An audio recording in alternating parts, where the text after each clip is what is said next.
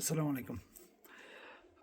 আমার শুভাকাঙ্ক্ষী যারা আছেন বা আমার ফেসবুকে আমার লেখালেখির জন্য অনেকেই যারা আমার লেখালেখি আমাকে ফেসবুকে ফলো করেন বা আমার লেখালেখি একটু ফলো করেন, ওনাদের মধ্যে অনেকেই হয়তো বা এটা প্রশ্ন করে থাকেন আমাকে বা এটা জিজ্ঞাসা করে থাকেন আমি কেন জামাতের বিরুদ্ধে বা শিবিরের বিরুদ্ধে এত বেশি লেখালেখি করি। তো আজকে আমি আপনাদেরকে ছোট্ট একটা উদাহরণ দেখাবো কেন আমি শিবিরের বিরুদ্ধে এত বেশি লেখালেখি করি।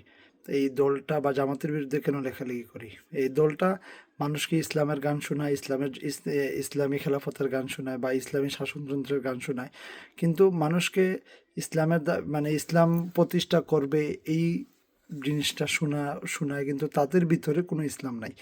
তাদের আমির থেকে শুরু করে একবারে রুট লেভেলের যারা আছে, প্রত্যেকটা মানুষ হাসিনা বা আওয়ামী লীগের মতোই মিথ্যুক, সারাদিন মিথ্যা নিয়ে পড়ে থাকে আর শুধু সমাজের মধ্যে শুধু মিথ্যা ছড়ায়।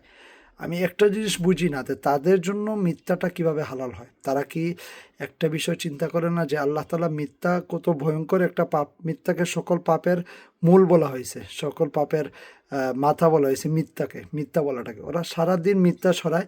তো আমি একটা ছোট্ট একটা উদাহরণ দেখাবো যে কিভাবে তারা মিথ্যা ছড়ায়, কিভাবে মিথ্যা ছড়ায় মানুষের মধ্যে, কিভাবে সমাজে মিথ্যা ছড়ায়, আর আমি কেন তাদের বিরুদ্ধে এত লেখালেখি করি, ইসলামী দল হয়ে কিভাবে তারা এটা করে, আমি এটা ছোট্ট একটা উদাহরণ আপনাদেরকে দেখাই। শিবিরের মৃত্যুকটা লিখছে 8,000 বিএনপি নেতাকর্মী নিয়ে জামাতে যোগদান করলেন মেজর আখতারুজ্জামান রঞ্জন। আলহামদুলিল্লাহ। মিথ্যাও বলছে, আবার মিথ্যার সাথে আলহামদুলিল্লাহ বলতেছে। এই যে আখতারুজ্জামান, আপনারা কয়েকদিন আগে জানেন আমি এটা নিয়ে লিখছিলাম যে এই জুলাই আন্দোলনকে রাজাকারদের আন্দোলন বলা, বিএনপির বহিষ্কৃত একজন নেতা যাকে বিএনপি 2 বছর আগে বহিষ্কার করছে তাকে জামাত ফুল দিয়ে বরণ করছে, এমন একটা দেউলিয়া সংগঠন হয়ে গেছে জামাত। তো এই শিবিরের এই মৃত্যুকটা লেখছে 8,000 কর্মী নিয়ে এই জামাতে যোগ দিছে আখতারুজ্জামান। আর এটার সপক্ষে সে, আমি আপনাদেরকে দেখে, এটার সপক্ষে সে লিঙ্কও শেয়ার করছে। ওই লিঙ্কের ভিতর ঢুকিয়ে দেখলাম কি, ওই যে ওই বিএনপির বহিষ্কৃত বা বিএনপির ওই যে ফেলে দেওয়া যে প্রোডাক্ট, ওই ফেলে দেওয়া প্রোডাক্টকে আবার কুড়ায় নিয়ে জামাত নিয়ে ওইটারে দিয়ে জামাতের সমাবেশ করছে। ওইটা নির্বাচন করার জন্য জামাতের সমাবেশ করছে, জামাতের কর্মীদের নিয়ে সমাবেশ করছে, সবগুলো এখানে জামাতের কর্মী। এই লিঙ্ক দিয়ে শেয়ার করছে, ওই জামাতের কর্মীগুলোরে বিএনপির কর্মী বানায় শেয়ার করছে। এরা নাকি এই বিএনপির 8,000 কর্মী নাকি জামাতে যোগ দিচ্ছে। কত বড় মিথ্যুক আপনি চিন্তা করেন।